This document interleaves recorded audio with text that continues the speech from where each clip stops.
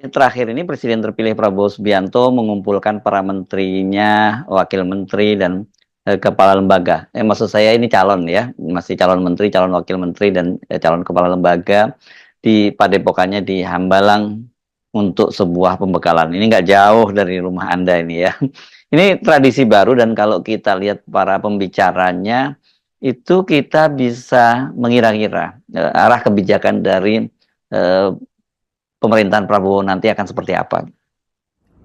Ya tentu ada tradisi bagus dimulai oleh Pak Prabowo, yaitu pembekalan terhadap calon-calon menterinya, atau sebut saja pembentukan paradigma bagi kabinetnya itu.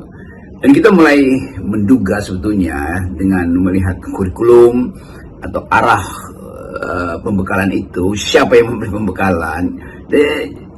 Dengan cara itu kita bisa bayangkan jenis kebijakan apa yang kira-kira ditawarkan oleh Presiden Prabowo pada publik Indonesia kalau kita mulai meneliti latar dari pembekalan itu. Kan di situ secara umum kita lihat ada upaya untuk membaca dunia di masa depan. Ada upaya untuk menguji apakah Indonesia daya tahan ekonomi, terutama pangannya, dan dalam kondisi ketersediaan lapangan kerja bisa compete nggak dengan negara-negara tetangga. Jadi anggap aja bahwa ada sekolah awal untuk para calon menteri itu. Ya tentu akan ada banyak hal yang mungkin menimbulkan dugaan kenapa tutornya itu atau para pemateri itu datang dari semacam sebut aja thinker, pemikir yang latar belakangnya menunjukkan arah pemihakan atau arah kebijakan kita tuh.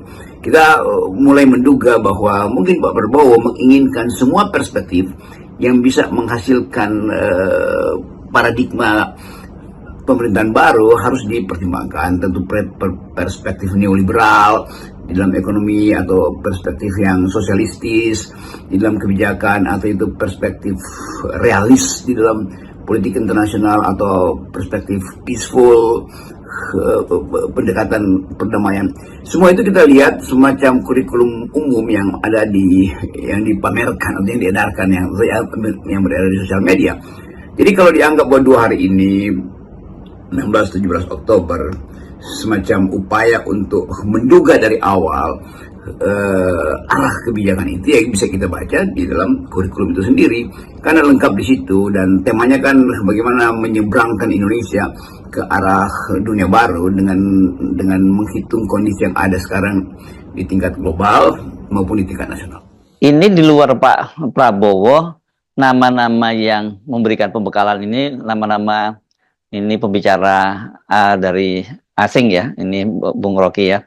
Ada ini banyak namanya yang cukup sophisticated ini kalau dilihat dari materinya dan kemudian nama pemberi materinya ya. Misalnya ada Profesor Riyaz Shah ini dari Harvard Business School ini, dan juga ada aktivis anti korupsi dari Inggris Mariam Hussein. Kemudian ada Hunter Lee Shoik ini yang bicara mengapa ada negara yang sukses dan ada negara yang gagal.